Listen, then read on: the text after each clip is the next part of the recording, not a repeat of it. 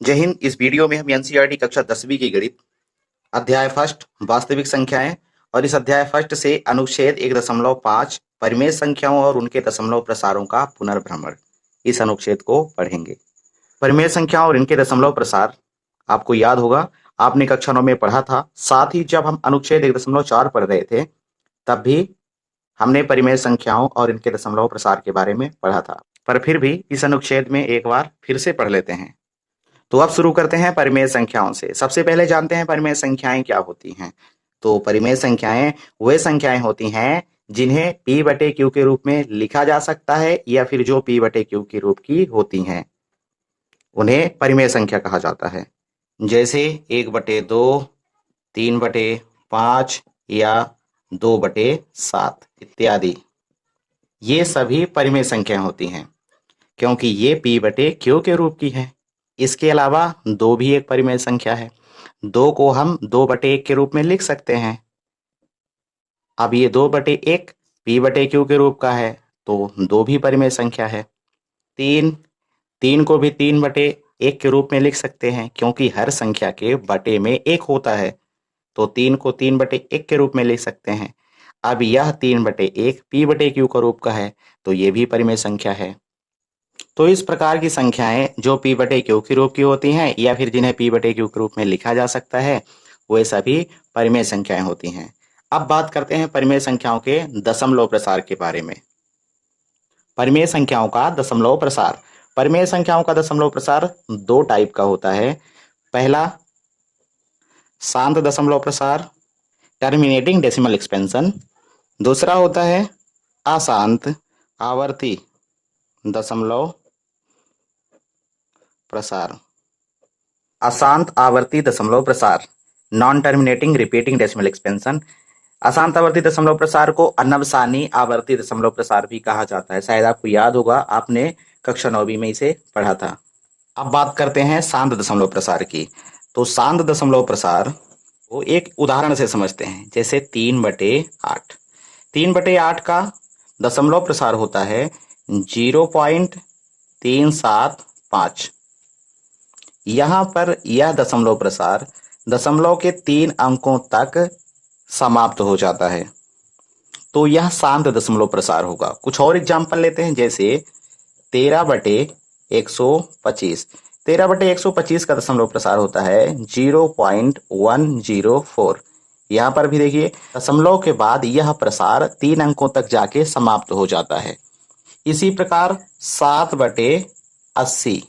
अब 7/80 का दशमलव प्रसार देखें तो 0.0875 इसका दशमलव प्रसार होता है और दशमलव के 4 अंकों तक यह प्रसार समाप्त हो जाता है। तो इस प्रकार के दशमलव प्रसार को शांत दशमलव प्रसार कहते हैं। रीजन समझिए, दशमलव के बाद कोई भी अंक रिपीट नहीं हो रहा है या फिर डॉट डॉट नहीं लगा हुआ है, तो ऐसे दशमलव प्रसार को हम शांत दशमलव प्रसार कहेंगे।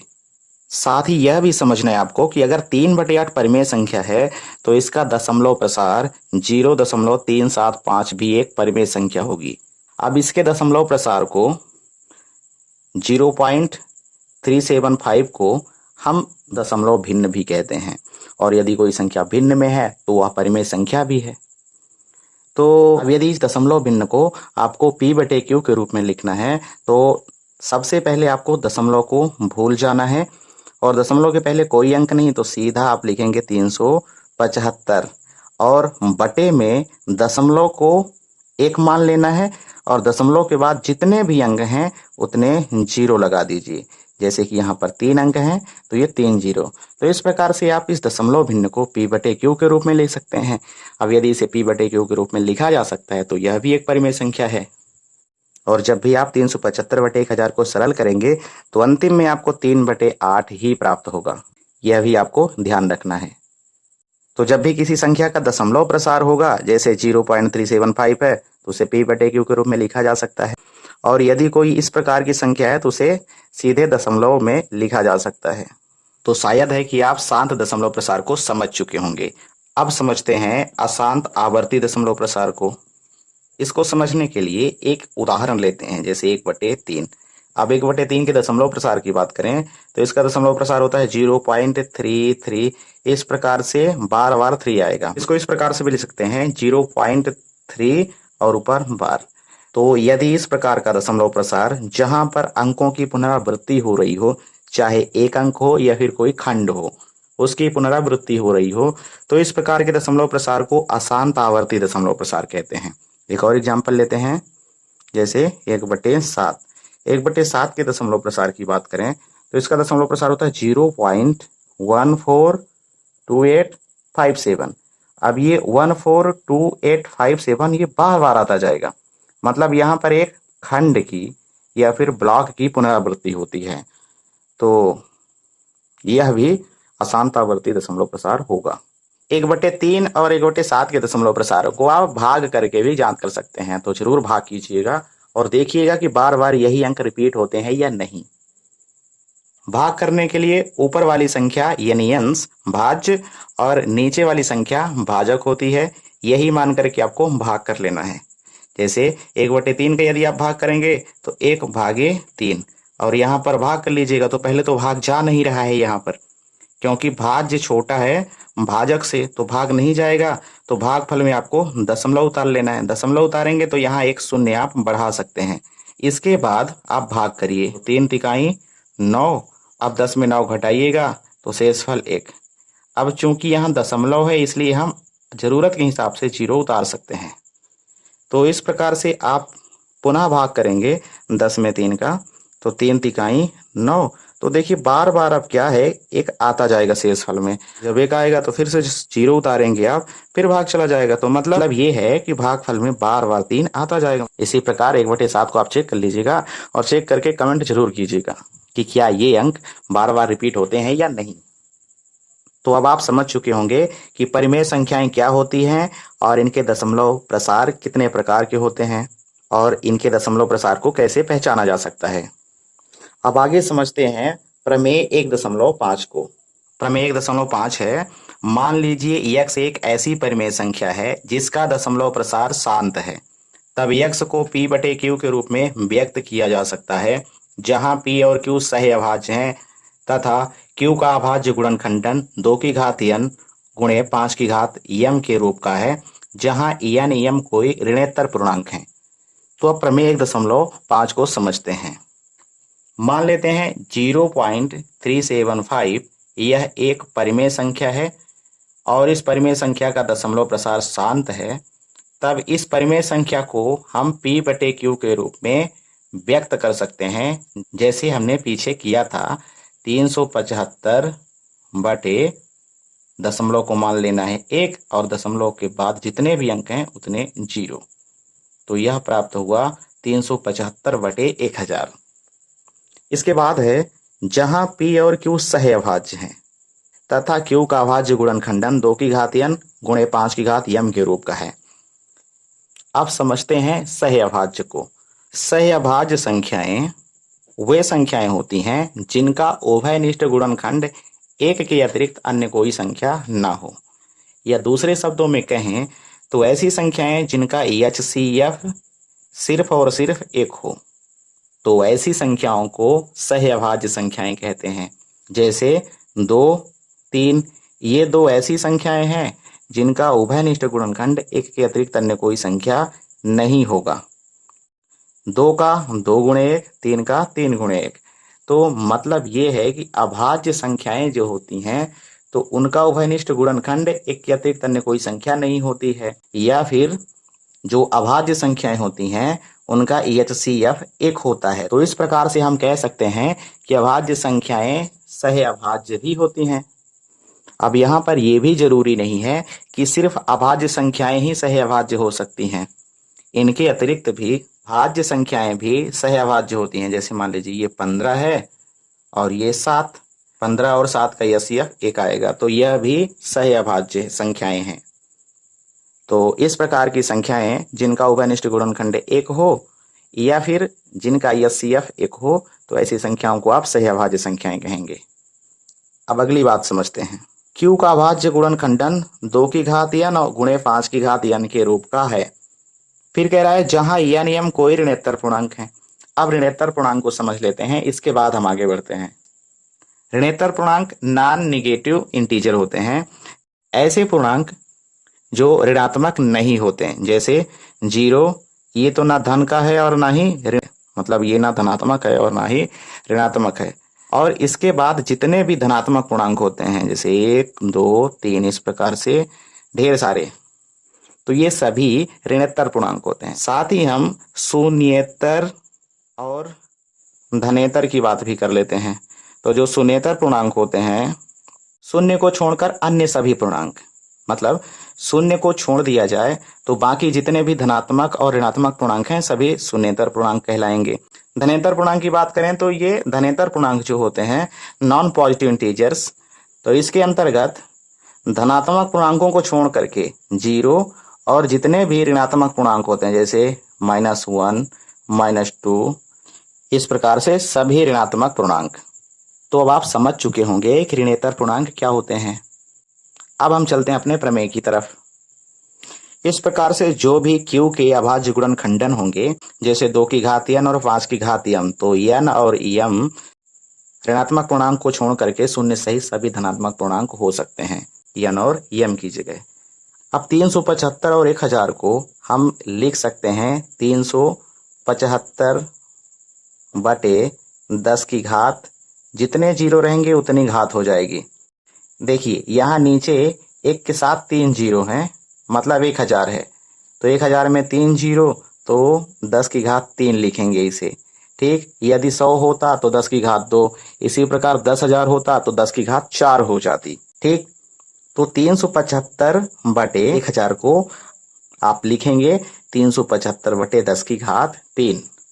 अब थोड़ा और आगे बढ़ें तो हम इसको इस प्रकार से भी लिख सकते हैं, 375 बटे 10 को लिख सकते हैं गुणनखंडों के रूप में 2 गुणे 5 और 2 गुणे 5 और फिर घात 3 है तो ये 3 घात, तो लिखेंगे 375 बटे, देखिए 2 गुणे 5 की पूरी घात 3 है, मतलब 2 की घात 3 और 5 की घात भी 3 होगी, तो हम लिखेंगे 2 की घात 3 गुणे 5 की घात 3।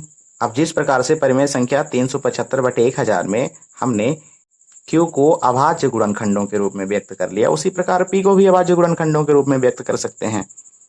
तो 375 को यदि अभाज्य गुणनखंडों के रूप में लिखें तो 3 गुणे 5 की घात 3 हो जाएगा और बटे में 2 की घात 3 और 5 की घात 3, तो यह ही है। अब यहाँ पर जो कॉमन गुणनखंड हैं ये आपस में कट सकते हैं, कटने के बाद हमारे पास बचेगा 3 बटे 2 की घात 3। अब 3 बटे 2 की घात 3 को हम लिख सकते हैं 3 बटे 2 की घात 3 हो जाएगा 8, 2 दूना 4 दूना 8, तो हमें प्राप्त हुआ 3 बटे 8। हमने शुरुआत की 0.375 से और लास्ट में हमें प्राप्त हुआ 3 बटे 8। अब एक और परिमेय संख्या लेते हैं 0.104। यह एक दशमलव भिन्न है, तो इसे हम p बटे q के रूप में लिखेंगे। तो p बटे q के रूप में लिखने के लिए सबसे पहले दशमलव को भूल जाइए, यह 104 बचेगा। अब बटे में क्या करना है, तो दशमलव को मान लेना है 1 और दशमलव के बाद जितने भी अंक हैं उतने 0 लगा दीजिए। दशमलव के बाद 3 अंक 3 0, ठीक है। अब इसे हम लिख सकते हैं 104 और इस 1000 को 10 के घात के रूप में, तो यह 10 की घात 3 हो जाएगा। अब इनका गुणनखंड कर लेते हैं, 13 अट्ठे 104, 13 गुणे 8 और हर में 10 की घात 3 है, तो यह हो जाएगा 2 गुणे 5, 2 पंचा 10 घात 3। ठीक, अब आगे इसे हम लिखेंगे 13 गुणे 8 को हम लिख सकते हैं 2 की घात 3 और 2 की घात 3 और 5 की घात भी 3 है, तो 2 की घात 3 और गुणे 5 की घात 3। जितना ऊपर उतना नीचे, यदि कॉमन मिल जाए तो उड़ा दीजिए, तो 2 की घात 3 और 2 की घात 3 आपस में कैंसिल हो जाएंगे, अपने पास बचेगा 13 बटे 5 की घात 3। अब 13 5 की घात 3 हो जाएगा, 5 25 पंचे 125, तो इस प्रकार से हमें प्राप्त हुआ 13 बटे 125। शुरुआत हमने कहाँ से करी, तो शुरुआत करी 0.104 से और अंतिम में हमें प्राप्त हुआ 13 बटे 125। अब यदि 13 बटे 125 को हम दशमलव के रूप में लिखें तो प्राप्त होगा 0.104। तो यह प्रमेय हमें यही सिखाता है। यदि कोई परिमेय संख्या है और उसका दशमलव प्रसार शांत है, तब उस परिमेय संख्या को p बटे q के रूप में व्यक्त किया जा सकता है, जैसा हमने यहाँ पर किया है। इसके बाद जहाँ p और q सहअभाज्य संख्याएं हैं, तो यहाँ पर 3/8 यह सहअभाज्य है। 375/1000 ये सहअभाज्य नहीं होगा, क्योंकि यहाँ पर देखिए तो दोनों का गुणनखंड 5 है, तो यह सहअभाज्य नहीं होगा, सहअभाज्य होगा 3/8। ठीक। इसके बाद प्रमेय कहता है q का अभाज्य गुणनखंडन 2 की घात n और 5 की घात m के रूप का है। q के अभाज्य गुणनखंडन की बात करें तो 2 की घात 3 और 5 की घात 3, 2 की घात n और 5 की घात n के रूप का है। आगे जहां यह नियम ऋणोत्तर पूर्णांक, तो ऋणोत्तर पूर्णांक के बारे में आप समझ चुके हैं कि ऐसे पूर्णांक जो ऋणात्मक नहीं है, और इन्हीं का उल्टा प्रमेय 1.6 है। तो अब प्रमेय 1.6 को भी देख लेते हैं। प्रमेय 1.6, मान लीजिए x बराबर p बटे q है, मतलब x कोई परिमेय संख्या है जो p बटे q के रूप की है, जहां p और q सहअभाज्य हैं। एक परिमेय संख्या ऐसी है कि q 2 की घात n गुणे 5 की घात m के रूप का है, जहां यह नियम ऋणोत्तर पूर्णांक है, तब x का दशमलव प्रसार शांत होता है। तो अब इसको समझ लेते हैं। यह जो प्रमेय है 1.5 का बिल्कुल उल्टा है। मान लेते हैं 3/8 एक परिमेय संख्या है, जहां p और q सहअभाज्य संख्याएं हैं। तो देखिए 3 और 8 ये दोनों सहअभाज्य संख्याएं हैं। अब आगे हमारा प्रमेय कहता है कि यह एक ऐसी परिमेय संख्या है जहां q का अभाज्य गुणनखंड 2 की घात n गुणे 5 की घात m के रूप का है। तो 3/8 को 8q की जगह है, और इस 8 को हम 2 की घातों में लिख सकते हैं, तो 2 की घात 3 हो गया। ठीक। अब यह 3/2 की घात 3 2 की घात n गुणे 5 की घात m के रूप का है। यदि नहीं है तो हम इसे बना सकते हैं। देखिए कैसे, 3/2 की घात 3 को यदि हम 5 की घात 3 से अंश और हर दोनों में गुणा करें तो प्राप्त होगा 3 गुणे 5 की घात 3 और बटे 2 की घात 3 गुणे 5 की घात 3। अब आप बताइए 2 की घात n और 5 की घात m के रूप का यह है कि नहीं है? जब नहीं होगा तो बना सकते हैं, और जब है तो फिर कोई बात ही नहीं है। और बनाना कैसे है?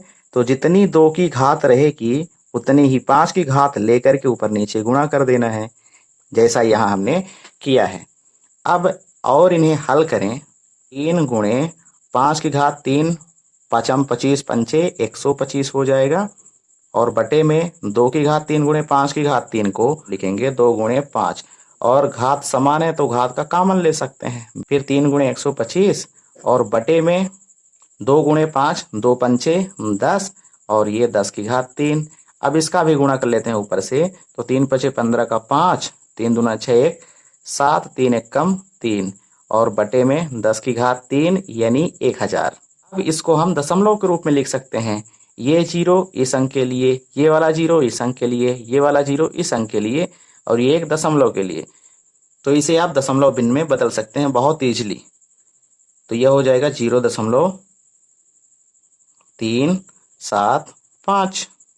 अब थोड़ा और इसे समझने की कोशिश करते हैं। मान लीजिए यदि कोई संख्या है, कोई भी संख्या, कोई रैंडम नंबर ले लेते हैं, जैसे मान लेते हैं 23/10। यहाँ पर 10 है, मतलब ऐसी संख्याएं जिनके हर में 10 हो, 100 हो, 1000, 10,000, इस प्रकार से 1 लाख, 10 लाख, जब ऐसा हर में हो ना, तब आप इनका आसानी से दशमलव प्रसार लिख सकते हैं।